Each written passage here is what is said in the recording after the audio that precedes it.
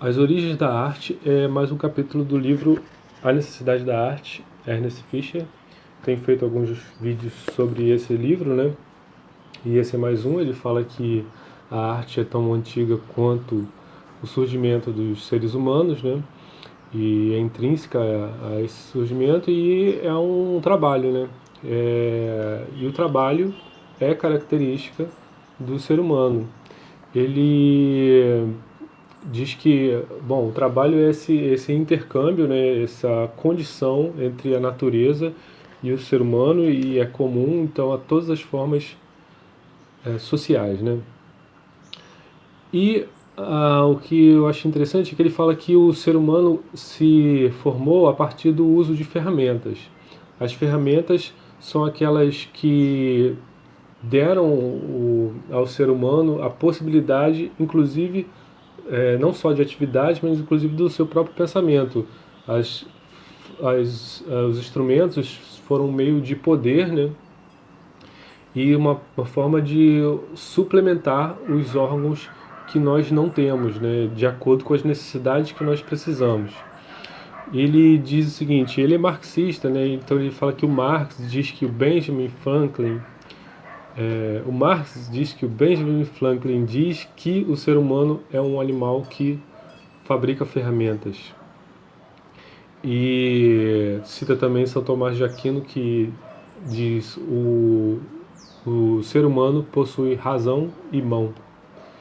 Como isso é importante, né? Vou dar mais uma citação aqui, Gordon Childe, que ele, no livro A História das Ferramentas, ele diz o seguinte: os homens podem fabricar ferramentas porque suas patas dianteiras tornaram-se mãos, porque veem o mesmo objeto com ambos os olhos e podem avaliar as distâncias com muita exatidão, bem como porque um delicadíssimo sistema nervoso complicado cérebro os capacitam a controlar os movimentos da mão e também do braço em adequação ao que estão vendo com ambos os olhos.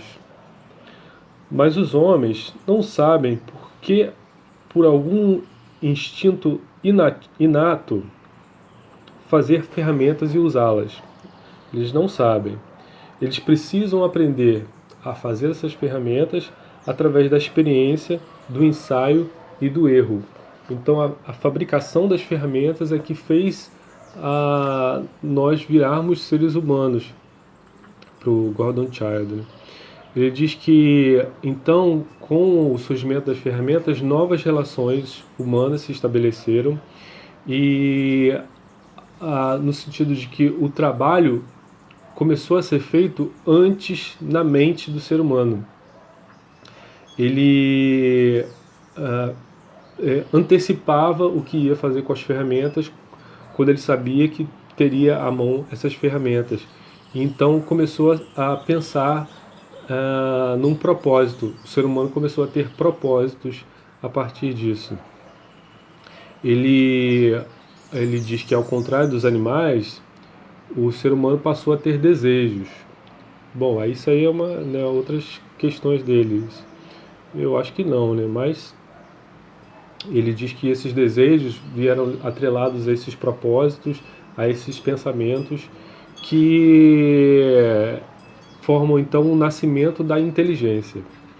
A inteligência como esse processo humano de trabalho, né? O trabalho, a inteligência vem a partir da ideia de trabalho.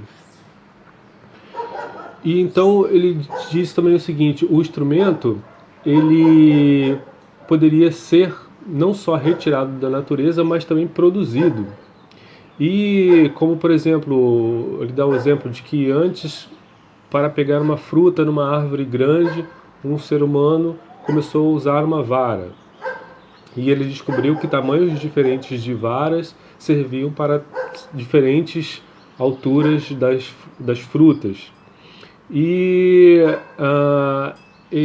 assim ele foi partindo do princípio de que as varas seriam úteis, e ele começou a guardar algumas dessas varas, né? E guardar também algumas pedras. E ele também poderia cortar ou suplementar o tamanho de algumas varas, podia aumentar o tamanho juntando uma vara na outra. Então ele começou a ter esse tipo de pensamento que cada pedra, por exemplo, também tinha o potencial de ser ou pontuda ou cortante. A pedra não precisava vir da natureza, o instrumento não precisava vir da natureza pronto para ser usado, né? Eu não precisava encontrar, onde que eu vou encontrar uma pedra pontuda? Eu podia fazer uma pedra pontuda, pegava uma pedra qualquer e fazia uma ponta nela, né? Então, essa ideia de experiência, de ensaio, levou a ideia de propósito e a ideia, então, de consciência do que estava fazendo. Eu sei do que estou fazendo no desenvolvimento do meu trabalho, né? Assim, a natureza passou a muito mais a ser serva do ser humano, é, e os instrumentos, essas ferramentas, passaram a ser cada vez mais dessemelhantes da natureza. Elas passaram a ter formas diferentes que não exatamente já existiam. Elas perderam um pouco, com o tempo, a semelhança com os objetos naturais, né, da natureza. E a linguagem também teria surgido com esses instrumentos. Conforme o ser humano foi descobrindo esses instrumentos, ele foi vendo que alguns faziam certos barulhos e foi imitando esses barulhos, tentando imitar esses barulhos para dar nome às ferramentas que ele tinha, né? Conforme o atrito de uma pedra fazia um certo barulho, ele chamava aquela pedra daquele som, né? Então, a partir do momento que ele começou a dar nomes para aqueles instrumentos, a partir daqueles sons que eles faziam, ele começou a abstrair. Então, por exemplo, se fazia um machado, o machado tinha uma qualidade comum a todos os outros machados. E então, se o machado tinha uma qualidade comum em meio a todos os outros machados, ele criou o conceito machado. Ele sabia o que era machado antes na cabeça dele e criou esse conceito. E fazendo esses outros machados, ou seja, outros instrumentos semelhantes, ele adquiriu mais poder ainda sobre os objetos, claro, né? Então, a semelhança seria uma força mágica que está no princípio do ser humano, da arte e assim por diante, né?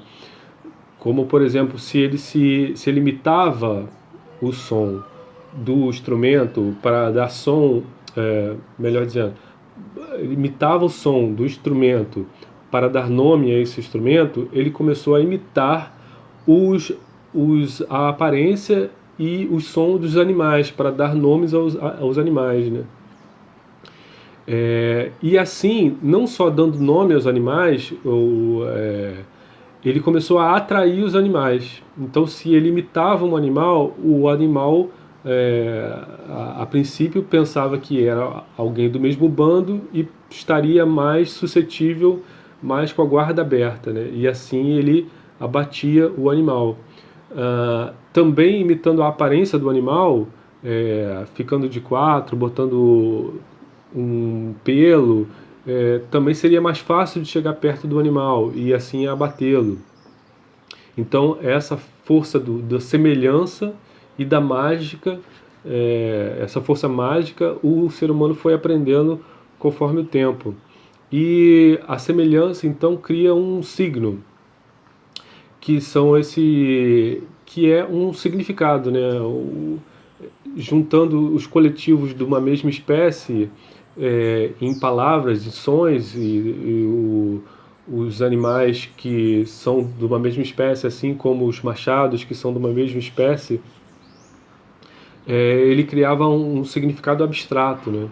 E também, conforme foi dando nome às coisas, foi aprendendo o ritmo das coisas, né? O ritmo que da fala dos animais, o ritmo do trabalho, e esse ritmo do trabalho foi ligando-se a uma espécie de música, né, que levava inclusive para a uniformização do trabalho. Conforme o ritmo ia se fazendo, várias pessoas podiam trabalhar no mesmo ritmo e a partir daí fazer uma música, né? É, e o grito também tinha essa questão como se fosse o grito é uma advertência, né? E essa advertência é para a coletividade, né? Um grito de ajuda, um grito de dor, é, e essa força que existia nesses meios linguísticos que o ser humano foi aprendendo, né? Levava à construção de palavras que levava então à construção e o controle da realidade, a construção da realidade na mente e ao seu controle, né? E então o nome das coisas, como ele foi nomeando as coisas, ele foi marcando esses objetos, né? E o nome passou a ser tão instrumento quanto uma pedra ou uma vara. O nome era tão instrumento quanto isso. Então, aí que nós vamos chegar na arte. Ele diz que o primeiro a fazer um instrumento foi um primeiro artista, que ele usou um instrumento que já estava pronto, ou uma ferramenta, né, ou fez uma ponta numa pedra. E o primeiro a dar nome às coisas também foi um grande artista, esse que imitou os sons das coisas e trouxe para a vocalização humana, né? O primeiro, então, a entoar um canto foi o primeiro músico, né?